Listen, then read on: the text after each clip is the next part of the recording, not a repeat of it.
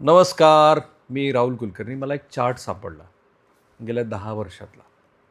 10 वर्षात चढत्या क्रमानं आपल्याकडे लाचेची मागणी कशी केली गेली याचा तो चार्ट आहे.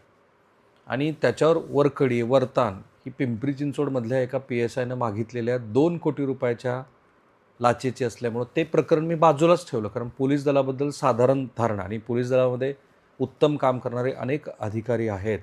निस्पृहपणे समाजाची सेवा करण्याचा त्यांचा दृष्टिकोन हे मला माहिती आहे. त्या अधिकाऱ्यांची नावं पण माहिती आहेत. पण साधारण पोलीस दलाबद्दलची प्रतिमा आपल्याला माहिती असल्यामुळं त्या विभागाला मी बाजूला ठेवलं. आणि तरीसुद्धा चढत्या क्रमानं ही जी काही लाच गेल्या 10 वर्षात 5 लाख, 10 लाख, 15 लाख, 20 लाख, 50 लाख कोटीवर पोचली. म्हणजे लाचेच्या रकमा हा आता 1 कोटीवर पोचल्यात आणि त्याबद्दल ना कोणाला खंत आहे, ना खेद आहे, ना कोणाला लाज वाटते. त्यामुळे नाशिकमधलं हे प्रकरण हे एकदा महाराष्ट्रासाठी पुन्हा एकदा उजळणी म्हणून मी सांगतो. आत्ताचं ताजं प्रकरण. नाशिकमधल्या एका व्यापाऱ्याला GST goods and service tax तपासाशी हे जोडलं गेलं नेहमीप्रमाणेच, की तुमची फाईल बंद करायची आहे, नाहीतर तुमच्या चौकशाच आम्ही करू. आणि मग 2 अधिकाऱ्यांनी एकूण 3 लोकं पकडली गेली आहेत. ह्या व्यापाऱ्याचा आणि त्याच्या त्या धाडसाचं कौतुकच आहे. कारण व्यापारी म्हटलं की साधारणपणे नको रे बाबा असं असतं ते. तर ह्या GST विभागात काम करणाऱ्या अधिकाऱ्यांनी सुरुवातीला 1,25,00,000 लाच मागितली. वाटाघाटीनंतर ही रक्कम 1 कोटी रुपयावर आली आणि पहिला हप्ता म्हणून 20 लाख घ्यायचं ठरलं. आता हा व्यापारी ह्या व्यापाऱ्याला वाटलं की अरे हे काय चाललं आहे. मग तो मुंबईच्या अँटी करप्शन ब्युरोच्या ऑफिसमध्ये गेला. अँटी करप्शन ब्युरोकडे त्याने रीतसर तक्रार दाखल केली. मग त्याची पडताळणी केली. कारण अँटी करप्शन ब्युरो काही लगेच कारवाई करत नाही. त्या संदर्भात सगळे पुरावे आधी जमा करतं, त्याची पडताळणी करतं. मग पडताळणी केल्यानंतर ठरलं की ह्यांना 20 लाख लाच द्यायची, म्हणजे प्रतिकात्मक स्वरूपात. कारण त्याला ते एकतर खोट्या नोटा असतात किंवा त्याला पावडर वगैरे लागलेल्या त्या नोटा असतात. आणि मग नाशिकच्या दामोदर चौकामध्ये ह्या मंडळींना बोलवलं. कारण ते काही थेट येत नाही, ते मध्यस्थ असतात त्यांचे. सो मग त्यांनी सापळा रचला 4 मार्चला. आणि मग हा मध्यस्थ आला 6 मार्चला. तो मध्यस्थ आला अमित हरिमन जाधव नावाचा, वय वर्ष 36. आणि याला ही रक्कम स्वीकारत असताना अँटी करप्शन ब्युरोनी रंगे हात पकडलं. मग ह्याची चौकशी झाली. चौकशी झाल्यानंतर त्यांनी सांगितलं की ही रक्कम माझ्यासाठी नव्हती, तर कोणासाठी होती. सोमनाथ दत्तू पेजे, वय वर्ष 47, नाशिक विभागातील राज्यकर GST कार्यालयाचे उपायुक्त म्हणजे डेप्युटी कमिशनर. मच्छिंद्र विठ्ठल डोंडे, वय वर्ष 55, नाशिक विभागातील राज्यकर GST कार्यालयातले सहाय्यक आयुक्त म्हणजे असिस्टंट कमिशनर. त्याच्यानंतर मग हा हिरामन जाधव, खाजगी व्यक्ती जो अधिकाऱ्यांसाठी मध्यस्थ म्हणून काम करत होता. आणि हे जबरदस्त मोडस ऑपरँडी आहे की मध्यस्थ म्हणून खाजगी व्यक्तीला घ्यायचं. मग नंतर अँटी करप्शन ब्युरो जेव्हा हे केस कोर्टात उपस्थित करतं तेव्हा एकतर त्या सुनावणीलाच येत नाहीत ती प्रकरणं. दीर्घकाळ तिथं लांबत राहतात. मग तिथं त्यांचे वरिष्ठ अधिकारी परवानगीच देत नाहीत. आणि जरी दिली तर न्यायालयीन प्रक्रियेमध्ये खाजगी व्यक्ती हा माझ्या नावावरती काहीतरी मागत होता वगैरे असं म्हणायचं. आणि मग त्याप्रमाणे हे प्रकरण स्वतःची त्यातनं मान सोडवून घ्यायची. मी एक बहाद्दर बघितलं डिपार्टमेंटमध्ये.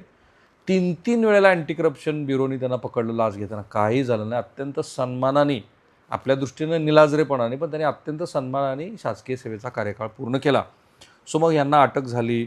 यांना मग सुरुवातीला 9 मार्चपर्यंत पोलीस कोठडी दिलेली आहे.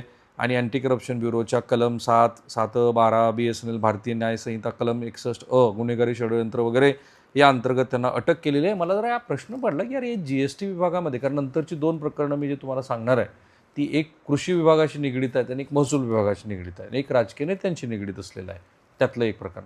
सो जरा GST विभागामध्ये असं का होतं की लोक इतके व्यापारी घाबरून जातात, तर विशेष अधिकार आणि संदिग्धता आहे. GST कार्यालयाच्या अधिकाऱ्यांना काही विशिष्ट प्रकरणामध्ये रिझन टू बिलीव्ह म्हणजे कारण विश्वास या तत्वावर अधिकार वापरण्याची मुभा असते. याचा वापर करून अधिकारी विनाकारण कायदेशीर नोटिसा पाठवतात, त्रुटी काढतात.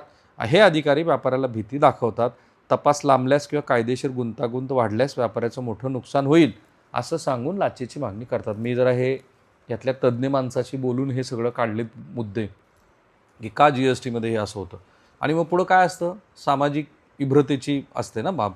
मग अनेकदा टॅक्स ऑडिट, अचानक तपासणी, इन्स्पेक्शन किंवा कागदपत्राची पडताळणी करताना अधिकारी हेतुपुरस्सर अडथळे निर्माण करतात. प्रक्रिया जलद गतीनं पूर्ण करणं किंवा तपास बंद करणं या नावाखाली व्यापाऱ्यावरती दबाव आणला जातो. व्यापारी आपले दैनंदिन कामकाजाची वेळ आणि मनस्ताप टाळण्यासाठी लाच द्यायला तयार होतात. पुढं मग मध्यस्थांची एक साखळीच असते. अनेक प्रकरणामध्ये मुख्य अधिकारी थेट समोर न येता खाजगी मध्यस्थांचा वापर करतात. नाशिकच्या या प्रकरणामध्ये पण तेच झालेलं आहे. आणि मग प्रणालीतल्या त्रुटी आहेत. कारण रिटर्न्स फाईल करताना किरकोळ चुका, इनपुट टॅक्स एडिट ज्याला ITC आपण म्हणतो, त्यातल्या विसंगती आणि नोंदणी प्रक्रियेतली विलंब यामुळे व्यापारी त्रस्त असतात. या तांत्रिक अडचणीचं निवारण करण्याऐवजी हे अधिकारी, ही लाचखोर मंडळी या तांत्रिक गोष्टीचा फायदा घेतात आणि अधिकाऱ्यांना गंडवतात.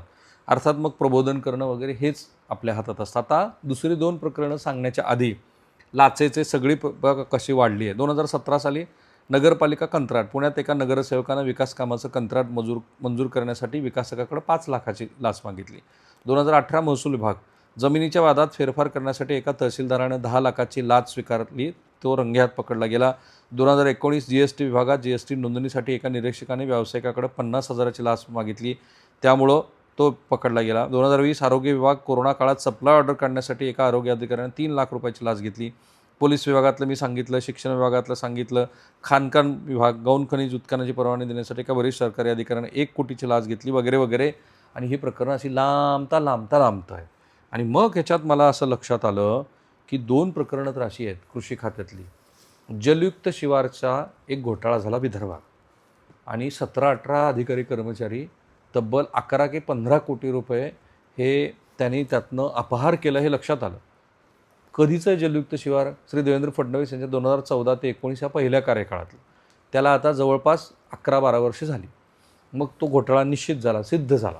सिद्ध झाल्यानंतर त्या रकमा निघाल्या, वसूल करायच्या असतात ना त्या रकमा.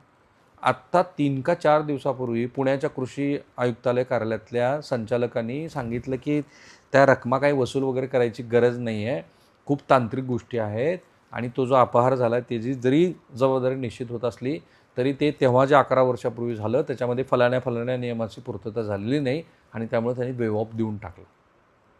11 कोटी रुपयाची वसुली होणार नाही. दुसरं प्रकरण श्री अजित पवार यांचे चिरंजीव पार्थ पवार यांच्याशी निगडीत. त्याच्यामध्ये तो जो येवले आणि तारू, येवले हा महसूलचा तहसीलदार आणि तारू तिकडे रजिस्ट्री ऑफिसमधले अधिकारी, ते आता रिटायरमेंटला आलेले. ह्या दोघांनाही सरकारनं बडतर्फ केलं होतं आधी. बडतर्फ म्हणजे घरीच जा. नंतर काय किल्ली फिरली माहीत नाही. आता त्यांना खात्याअंतर्गत चौकशी करून मग त्यांना बडतर्फ वगैरे केलं जाणार.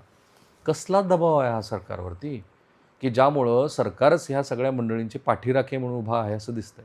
ह्यांना बडतर्फ करून ह्यांच्यासाठी अशा काही गोष्टी केल्या पाहिजेत की ज्यामुळं समाजामध्ये जरब निर्माण होईल.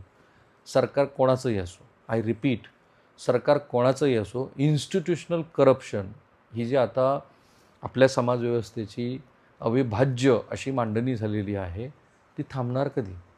श्री देवेंद्र फडणवीस यांच्यासाठी हा प्रश्न आहे. थांबूया आपण इथे.